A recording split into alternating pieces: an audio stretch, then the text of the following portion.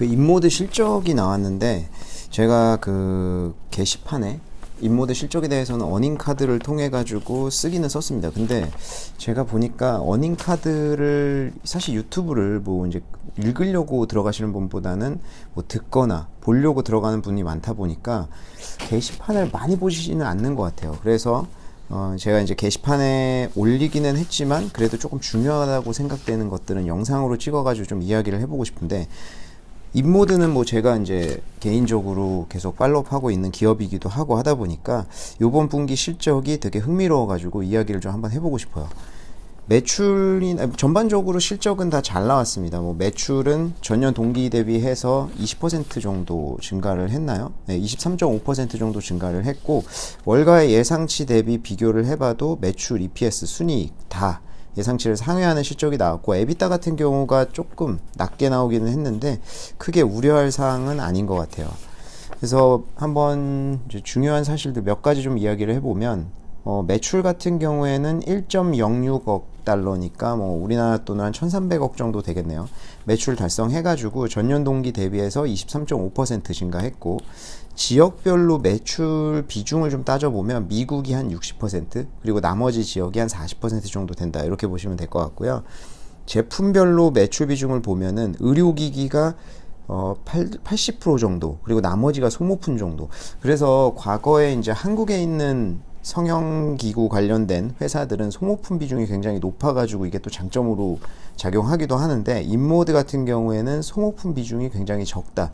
그래서 매번 시술을 할 때마다 소모품을 가르는 건 아니고 그 기계의 핸즈 정도만 가는 어떤 소모품이라고 생각을 하시면 될 것 같아요.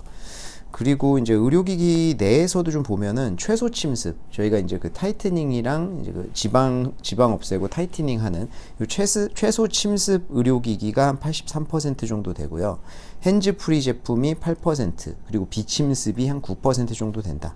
그래서 이제 인모드에서 가장 유명한 그 최소 침습 기계가 제일 높은 매출 비중을 차지하고 있다라고 보면 되고, 그리고 또 하나 기록적이었던 거는 요번에 유럽 매출을 역사상 최고치를 경신을 했습니다. 그래서 미국 외에 다른 나라에서도 점점 확장하고 있는 이런 모습을 보이고, 그리고 매출 총이익률 같은 경우에는 무려 82.8%, 그리고 영업이익률도 38.6%여서 굉장히 높은 수준을 유지를 하고 있어요.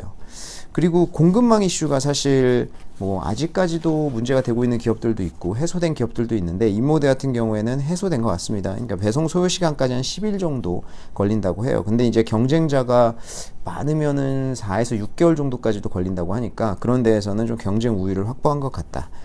그리고 전 세계적으로 이제 세일즈 인력 같은 경우에는 90개국에서 영업을 하고 있는데, 직접 세일즈는 236명, 그리고 판매 채널은 81개 정도를 보유를 하고 있습니다. 한국 같은 경우에는 이제 판매 채널 통해서 들어오는 거겠죠. 그리고 이 전망치 같은 경우에는 기존에 제시했던 전망치를 그대로 유지를 했는데, 총이익률 83에서 85%, 영업이익 2.36에서 2.38억 달러, 그리고 EPS 같은 경우에는 2.58에서 2.6달러.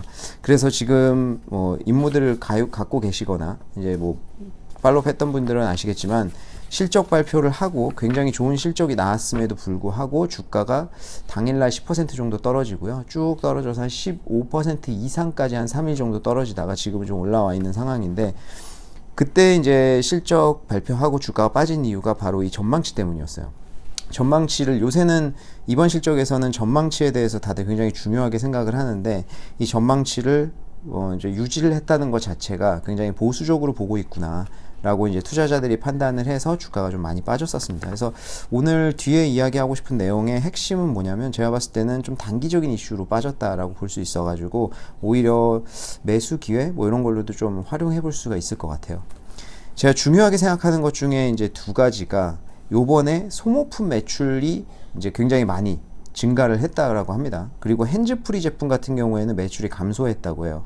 이게 소모품 매출 확대가 의미하는 바가 뭐냐라고 하는 게 굉장히 중요한데, 인모드 같은 경우에는 지금 두 가지 정도를 제가 이제 항상 말씀드리는 게, 하나는 연속성, 그리고 하나는 확장성인데, 이 연속성 같은 경우에는 실제로 지금 팔렸던 제품들이 계속 사용이 되느냐. 왜냐하면 이게 뭐 이제 스킨 타이트닝 뭐 굉장히 많은 경쟁사들이 경합을 벌이고 있는 시장이라서 다른 제품으로 갈아탈 수 있는 가능성이 굉장히 높거든요. 그래서 이거를 계속 인모드 제품을 이제 산 사람들이 계속 쓰고 이제 이거를 향후에도 다른 기계를 또 들여놓을 수 있는 가능성이 있냐라고 판단하기 위해서는 이 송호품 매출이 굉장히 중요해요. 근데 지금 송호품 매출이 꾸준히 확대하고 있다라는 것은 지금 기존에 산 제품을 계속 사용하고 있다라는 것을 볼 수 있기 때문에 연속성 면에서 긍정적인 시그널이라고 판단이 되고, 그리고 이제 경영진이 이번에 이야기했던 것 중에 다이어트 약을 복용하는 분들이 다이어트 약을 복용을 하고 살 빠진 이후에 이제 인모드 제품을 많이 쓰더라 이렇게 이야기를 했는데, 이것도 어찌 보면 연속성이랑 좀 관련이 될 수 있죠.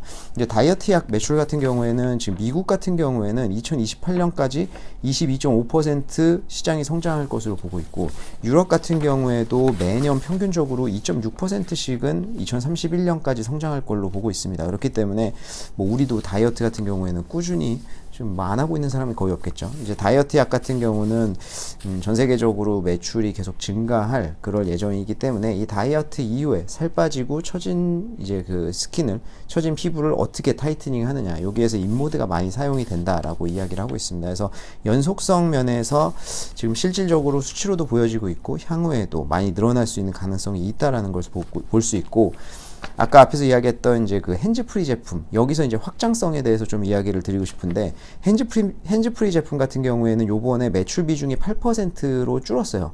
전분기가 9%였고 전년 동기에는 10%였으니까 뭐 1, 2% 큰 차이는 아니라고 해도 어찌됐든 줄고 있는 거죠.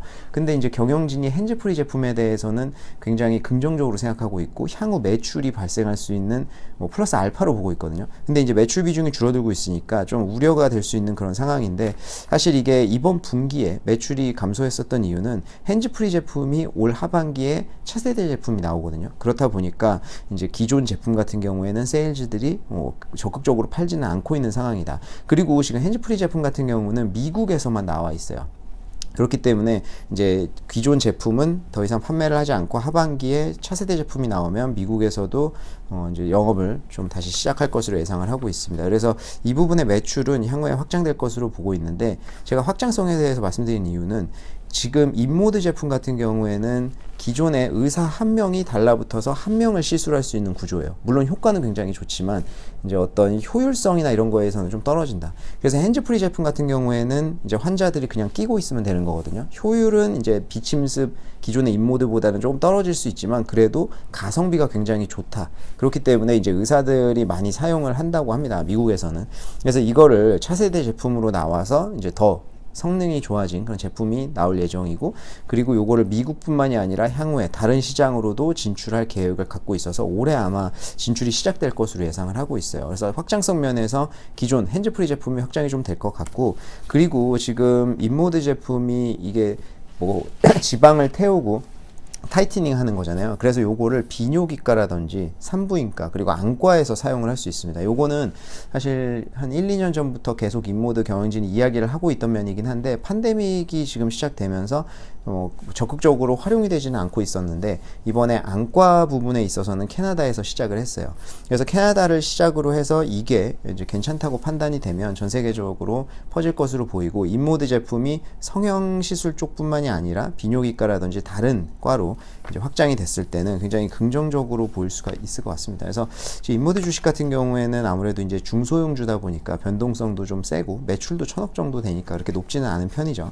그래서 그런 어떤 이제 변동성의 리스크는 좀 있지만, 이런 확장성이라든지 뭐 향후 미래에 발전할 수 있는 가능성들도 굉장히 높은 것 같아요. 그래서 이번 주가 하락에 대해서 너무 크게 우려할 필요는 없을 것 같다. 다만 지금 시장에 뭐 작용하고 있는 뭐 인플레이션 같은 경우에는 이번에 잘 나왔으니까 괜찮은데, 뭐 지금 부채 한도 협상이라든지 그런 단기적인 이슈들, 지금 이번에 실적 발표에서 영향 받았던 것도 그거죠. 그런 단기적인 이슈로 변동성이 확대될 수는 있어요. 근데 장기 투자로 간다라고 하면은 인모드 같은 경우에는 매출도 꾸준히 이제 발생을 하고 있고 브랜딩도 워낙 잘 돼 있기 때문에 저는 나쁘지 않다라고 생각을 합니다. 그래서 인모드는 뭐 제가 뉴스가 있을 때마다 뭐 이렇게 업데이트를 하지만 다음 분기에도 실적이 나오면 또 이제 영상을 만들어서 이렇게 찾아뵙도록 할게요. 그리고 서두에 좀 말씀드리고 싶었는데, 제가 이제 이런 어닝 카드라든지 뭐 이제 시황 자료 같은 것들을 게시판에 올리는데 보시기가 쉽지 않잖아요.